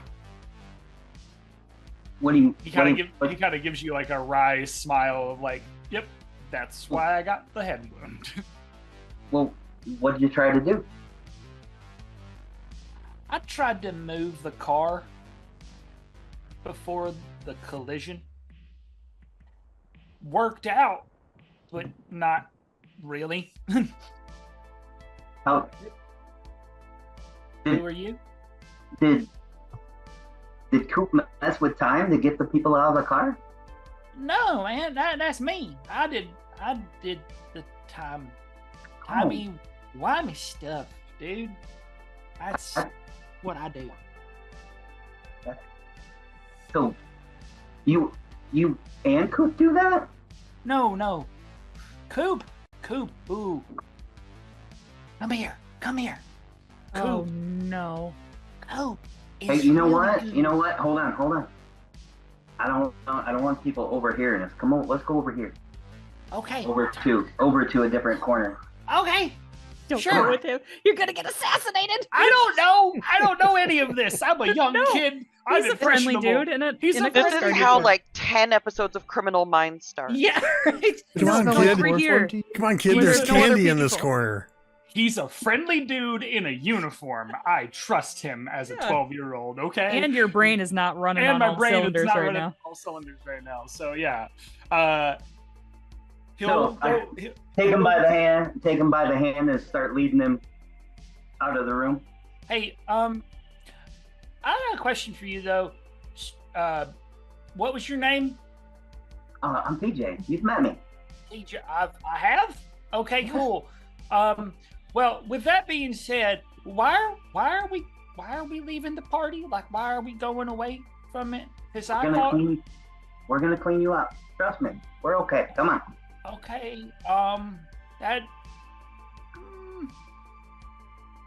Okay. Sure. Hey, Jake. Yeah. Do I see any of this? You wouldn't actually. Okay. Here's what I'll do.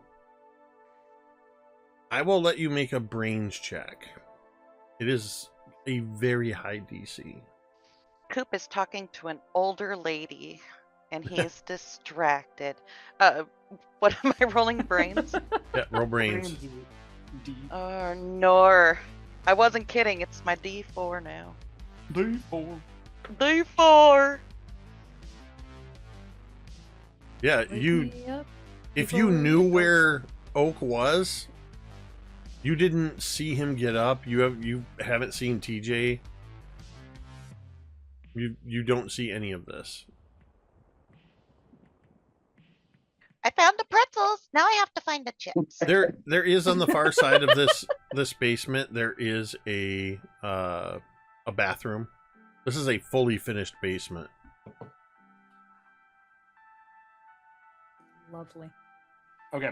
So I imagine if he's he taking leads me- you towards this bathroom to get you Yep. cleaned up. So I think I'm just gonna sit there on the toilet, and then I'm just gonna keep babbling like for a minute. But if you'll allow it, I would like to at some point during this conversation roll a brains check to see if I can like unscramble my brains for a hot second. Moment of clarity. Okay. Yeah. Go ahead and roll a Everybody, brains check. Tamiko reminded us at the beginning of the session, but don't forget about your stars. Yes, I meant to remind you all. You all get 1 gold star at Okay. the beginning. I don't think that's great, but we'll go with 11. 11.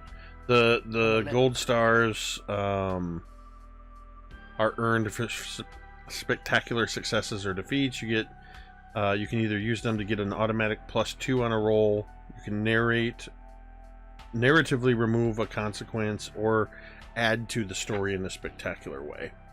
So you've got Oak in this bathroom ostensibly to clean him up. What are you doing, TJ? I'm gonna, take a look around, see if there's a washcloth, and start cleaning him up and talking to him, telling him he's gonna be okay, and that just relax, and I'll take care of everything. Okay. One. Go ahead.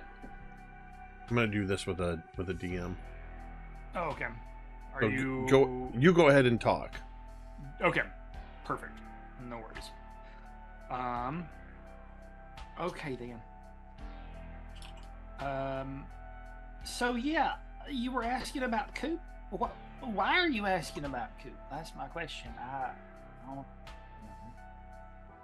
No, I just didn't understand because I didn't know that both you and him mess with time. I seen Oh, Coop. oh, no, man. You're talking about I got it. I figured it out. You're probably thinking about he had a watch that also he had a watch for a minute, but that was mine, and then like he gave it back to me at some point, but then I lost it again because my guardian, he's a pirate. It's a weird deal, dude. I don't have to get all into that, but like my guardian took it away because he said it was a bad thing for me, but he gave me a different pocket watch, and I got that with me now, and it's a whole deal. But no, Coop, he's got like telepathy. He can talk to you in your mind, dude. Is that why he talks to him? Is that why he talks to himself? I mean, yeah, kind of.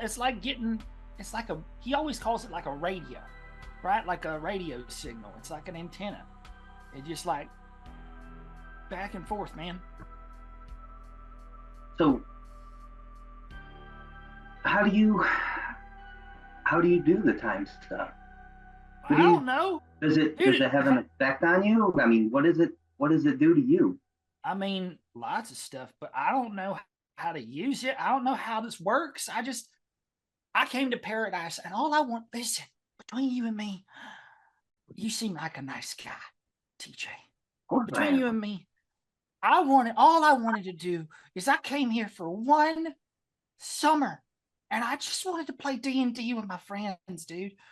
I had very few friends, and all I wanted to do was just play some D&D, maybe a couple video games, and have some snacks with some friends. And then all of this shit started to happen. And now I'm here. I didn't even want to be here. Then why are you here, man? Why are you here? Because my dad is, and he made me. My dad's a dick. Yeah. Look. Are you okay? I'm so sorry. No, but I will be. I'm starting to feel a little better. I have Freezing. I have a very, very good feeling that you are going to be all right before you leave tonight. I TJ. think you're going to be feeling just fine. TJ, roll me a grit check real quick. Hold on. That's a Gotta D10 see for if you, you I hold your believe. smoke. Nope. 8. Okay.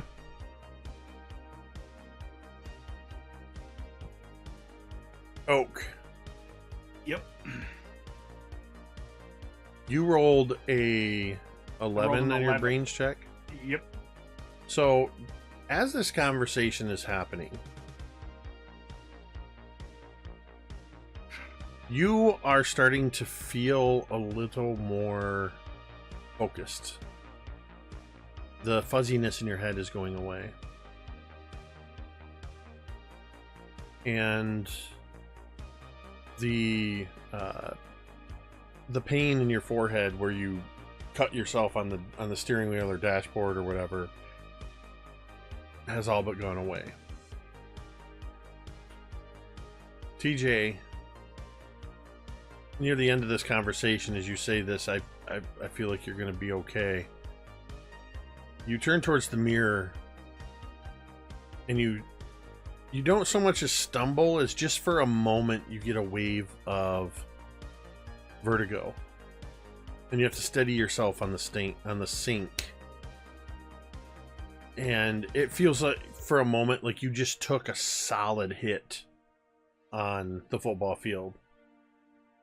You got your bell rung for a moment. You kind of have to shake it off for a moment. And when you look back in the mirror, you notice that you have a small cut on your forehead and a little trickle of blood runs down. Rosie and Laz, what are you doing?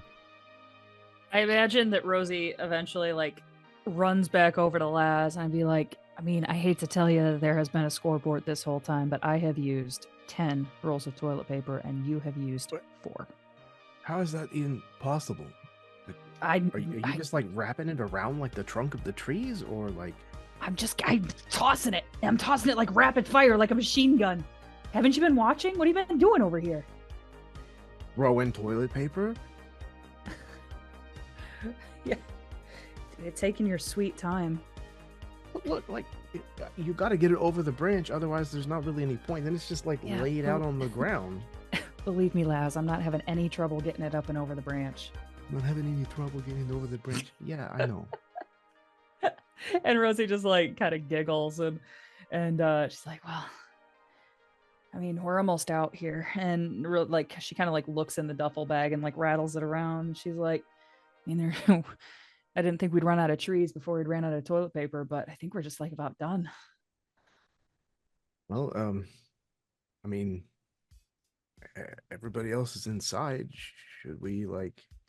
Shut up! Doing? Shut up! Go into the party after we just fucked up their trees. Well, I mean, like, this the least place, the last place that they would expect to look for the people who did it was like in the party.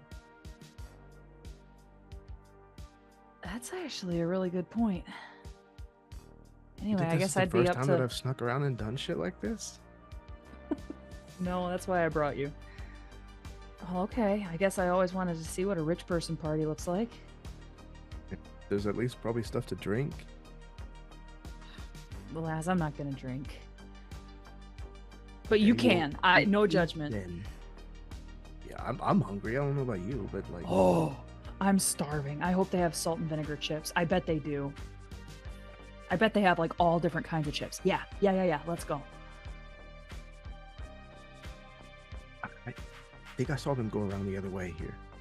And Rosie is talking like hurriedly about the chips and assured that they have the name brand chips and not the Meyer brand chips, and like very excited about that prospect. I got Lay's and Pringles and everything. All the different Doritos. Oh, all of them. Even one that's In the like not 80s on was the like- market yet. Was it in the 80s that Cool Ranch Doritos were a thing? Damn right. Definitely. They Like, just weren't they new? launched. They were new. They It are was now. only nacho cheese forever and I ever. have no memory of this. I vaguely recall it. The weird blue bag. In the old style bag with the window. I always hated Cool Mhm. Ranch. The alternating colors behind the letters. Yeah. Oh my god. Yes. I'm Actually, so psyched. Not only are there all these good foods, there's Crystal Pepsi. Oh, so hip. Let's go. All the cool kids are using it as a mixer. There's- Rosie's gonna just drink it straight. There's New Coke. I don't know when that was. I think that was later in the 80s. Maybe New 90s. Coke. No, it was 80s. When they tried the new formula of Coke. Awesome. Awesome. Was- Trying to- It was a dark time, the darkest timeline. Because then they introduced Coke Classic, which was probably the plan all along. Right. Just to make people realize what they were missing. They were taken for granted. So yeah, I think Rosie and Laz would make their way down into this party. Well, before you make your way around to the party, I'm gonna need the two Okay. of you to make which one? I think flight. I think we determined was closest to stealth. God damn it. Yeah. Hmm. Now, question. Okay.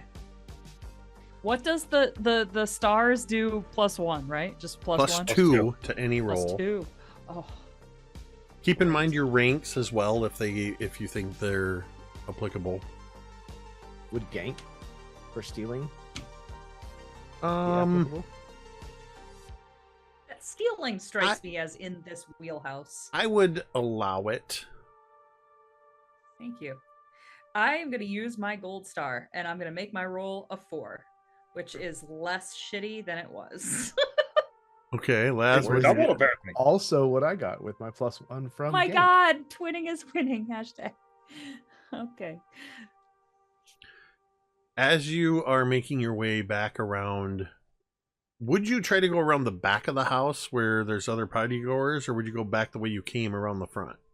Didn't the invisible girl did she give you any kind of guidance on this matter? No, but I think we saw the rest of the gang head back towards the basement entrance. Yeah, on the other Didn't the side. girls say the best way to go is in the basement because there's teenagers? She did, but we don't know how to get there if we have to go like through the house. She at least Unless, but pointed out Laz that said, that's where. Well, no, everybody you was. saw. yeah, we did see. You've all been to this house in the other iteration. Yeah, but it We was never went haunted in the then. basement, Yeah, Jacob, you're right. because there were shaking doors and whispers. There I'm was, just there was a saying. lot going on, but tonight we did There was see some kids trauma. going down to the basement, so that's where we go. So, as you're heading around, well, you didn't answer my question. Are you going around the sorry. front of the house or the back? Because you're on the opposite side of the house. Wherever we saw Billy and company go in. Okay, you're still not answering my question. I don't No, know. You are on the I don't west know. side of the house. The door to get in is on the east side of the house. To get to the east side of the house, you either have to go around the back of the Or house south. or back around the front. Oh. Sorry, Are the people that sounded like I was yelling at you. I'm not. I'm No, just trying it's to make okay. it clear. Are the I- people who are out back like smoking? Is there a bunch of people back there? There's maybe, by now, there's probably about 6 or 8 people back there. It's kind of like you go out to have a smoke and then conversation just keeps going. I think Laz will walk straight up to somebody who's smoking cigarettes and ask, "Hey, you mind if I bum one?" Oh my god. I walk up to Laz and Rosie is decidedly like more nervous, but she's trying to hide it. You walk right up to somebody, and the person you walk up to, as you get closer, in fact, as you start to walk up to this person, you both feel a hand on your shoulders from behind. Oh. I think it's best if you come with me. Gulp. It's a very firm grip on your shoulders. Ow, ow, ow. If you want me to do anything that you're asking me to do, you need to take your fucking hand off my shoulder, please. Rosie just I'm turns not- around and looks. Asking you to do anything. I am telling you to come with me. Rosie turns and looks. Who The dat? grip tightens a little bit more on your shoulder. Ah! It is a very strong grip. And Laz, you feel just a little bit of pressure from fingernails.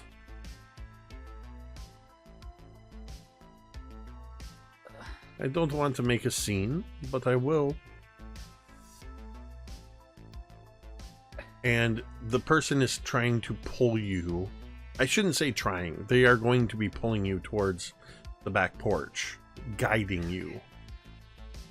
So if you're resisting it all, you're very firmly held. Rosie is nervous for the sake of her collarbone, and so she's just gonna kind of go. This is her pitching arm. There has already been so much tomfuckery with her right arm, and we're getting closer to the spring by the minute. So anyway, as you are sort of pulled over towards the porch, and you're kind of turned around to face a man in a very expensive looking suit. He's about 6'5", blonde haired, very pale looking. You see a very strong resemblance in his features to Victor Van Houten in particular. Oh God. As he looks down at the two of you and says, "This is not my home, so I will have to take it up with Madam Stapler. But just know that I saw everything that you did." Congratulations. And no. Take your hand off of my shoulder, please. I'm not going to ask a second time. I could be mistaken, son, but it sounds an awful lot like you are trying to tell me what to do. Laz is going to make the corneto horns, and he's going to discharge his lightning bolt straight into this guy's chest. Jesus Christ! Okay. Okay. Like a taser. Shit. Oh my God. How much of this are you going to discharge? On a scale of 1 to 7. 8. So here's what we're gonna have to do. All right. You are sending a wave of force in a straight line, basically. So that's 2. You are untried. You've never done this before. Absolutely. You're doing this for the first time, so that's going to be a +6. So we're at +8. The deviation is how much it breaks the universe.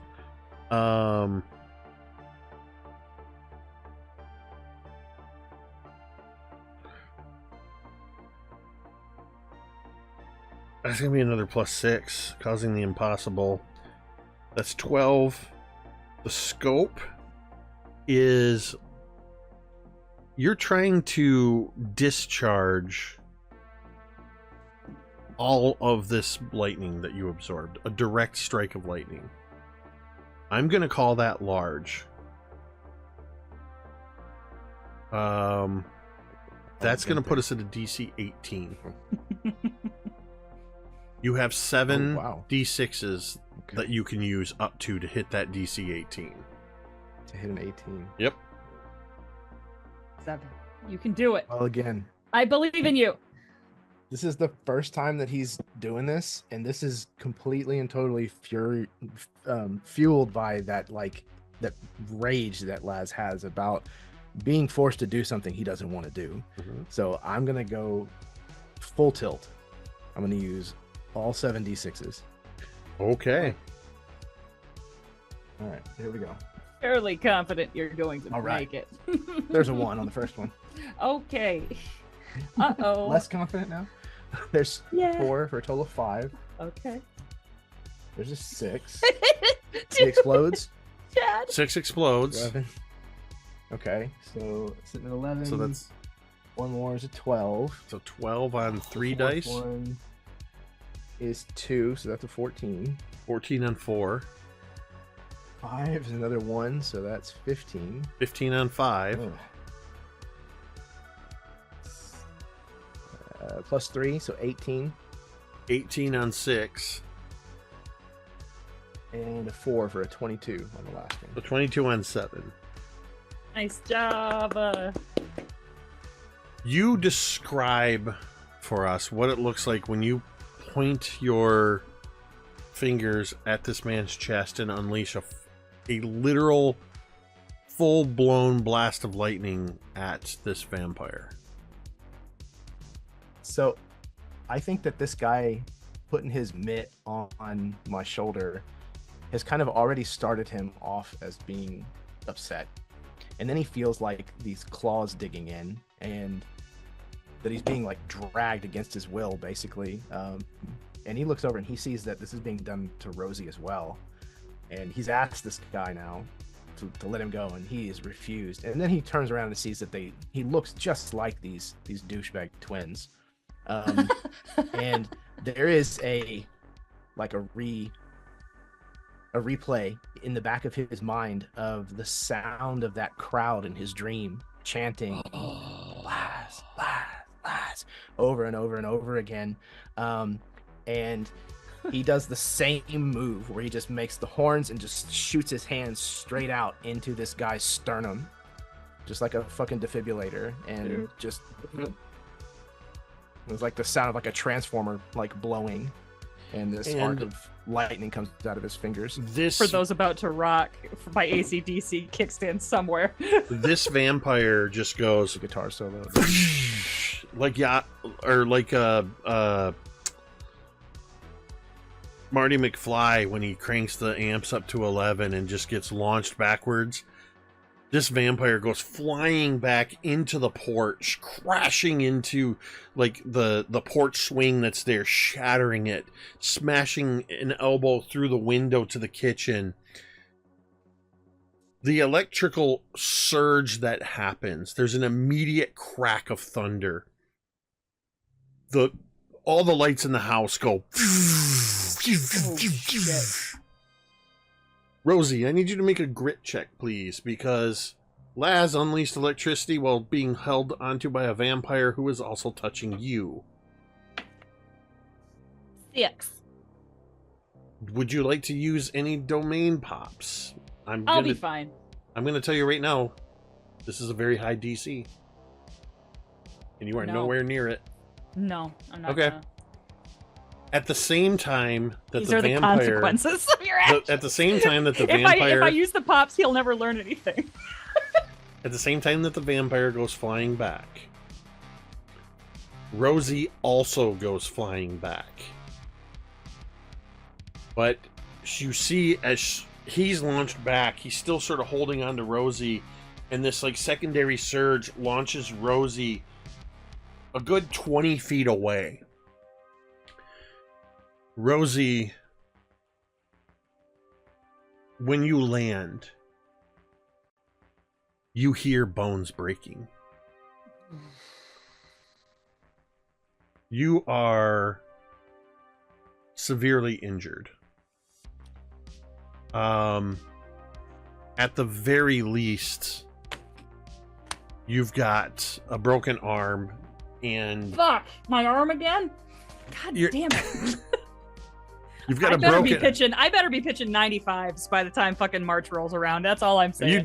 You hear bones breaking as you land, and You'll then be fine in like 5 hours. and then you're right. and then your eyes roll back in your head, and you lose consciousness. In this instant, after this blast of electricity, there is a flurry of activity. Laz, immediately, there are three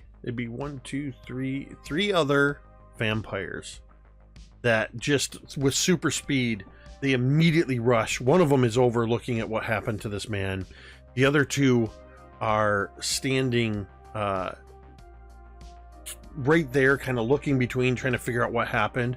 From inside the house, 2 werewolves burst through the door, snarling.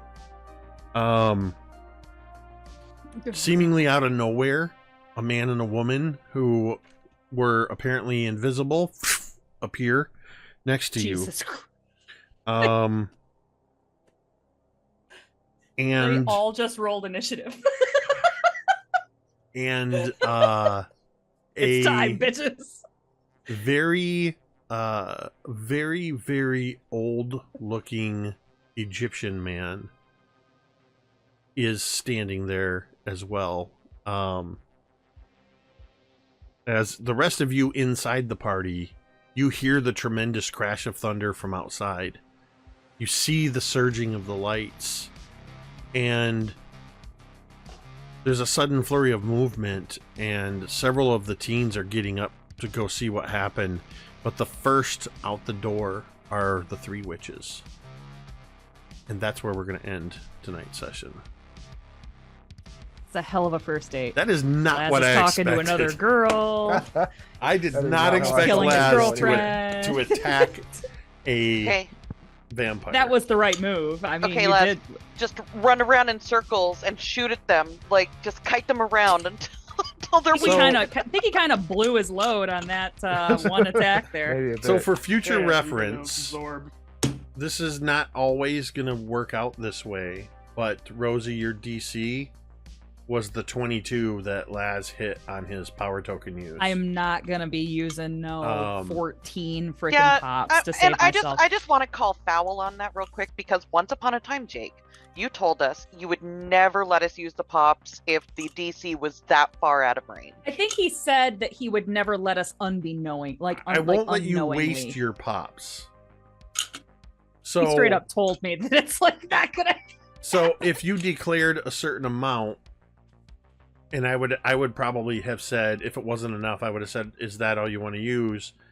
And confirming that, I would say, "That's not. I'm not going to make you spend those. That's not enough. You can't go back and go, well, then I want to spend more." I wouldn't Yeah, that's make fair. you. I still stand by that. I'm not going to make you waste your pops. No, that'd be But a I'm lot going of to pops. give And, you like, a if I was one chance. short, that would be shitty. Yeah, I'm going to give you a chance to try to hit. And I told you what the reference point for the DC was, so you keep that in mind for future things. That's sort of what I'm thinking. I'm not always going to tell you the DC, but I will always tell you the DC when you're doing a power token check. Side note, also, Craig, great job, mysterious boy. Yeah. Yeah. The hell? I wasn't who you thought I was gonna be. No, I thought you were gonna be Carson. We have theories. We have theories. We do have theories.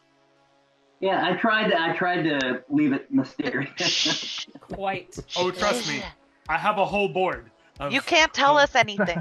possibilities now. Lots of red string. I You think just have to watch. You have to watch the strings and the yarn unravel while we do the board. I think Craig hit on at least a couple of the points that we had talked about for the first session, in ways that would be introduced. Because, like I told Craig, I said I can't tell you where you're going to have a chance to interact with them because I never know what the heck they're going to do. Case in point, zapping a vampire. Which, by the They way, are Laz, wild savages. as all of these people show up around you in the wake of zapping this vampire, you straight up pass out. You are Yeah. going to have an extreme consequence That's for Sure. what you did. Bro, You're you, gonna sure straight that up you were drained already your gonna whole battery. You drained So- your whole battery. just to put this in the context. The vampire was literally going to tell you, "This isn't my house. I'm gonna tell the owners, and you're gonna have to clean up your mess." Now go Real good go reaction. find somewhere to be more constructive, and instead you decided to Get your hands off me! You're not my real dad. you decided to Done. pull the pin on the Yeah, fuck that old man. when you started going, "Get your hands off of me," I'm like, oh my gosh, he has no Oh, idea yeah. who this is. Oh, I absolutely did. Laz didn't.